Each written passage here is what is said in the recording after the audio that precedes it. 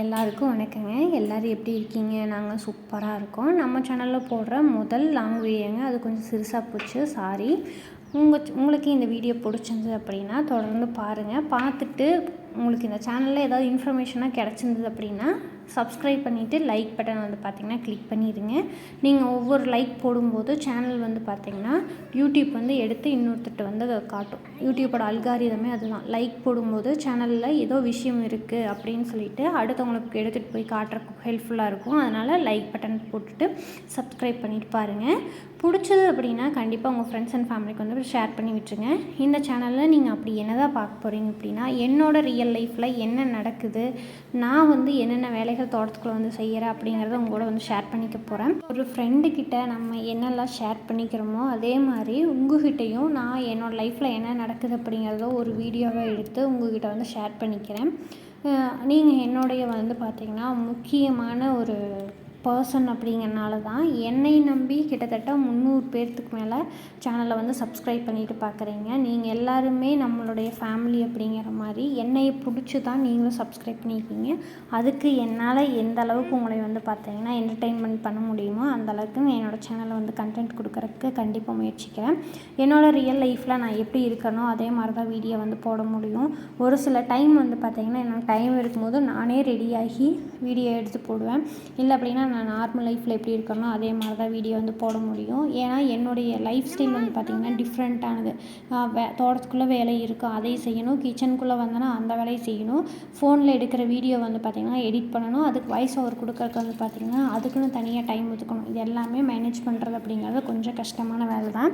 அப்போவும் என்னோடய பேஷனை வந்து நான் விட்டு கொடுக்கக்கூடாது அப்படின்னு சொல்லிட்டு சேனல் ஸ்டார்ட் பண்ணி ஒரு வீடியோவை எடுத்து போட்டுட்ருக்கேன். இது வந்து எனக்கு பிடிச்சனால தான் என்னால் கண்டினியூ பண்ண முடியுது. அதுக்கு உங்களோட சப்போர்ட் இல்லை அப்படின்னா கண்டிப்பாக வந்து பார்த்திங்கன்னா சேனல் வந்து க்ரோத் ஆகாது. உங்களுடைய சப்போர்ட் வந்து ரொம்ப ரொம்ப முக்கியம்.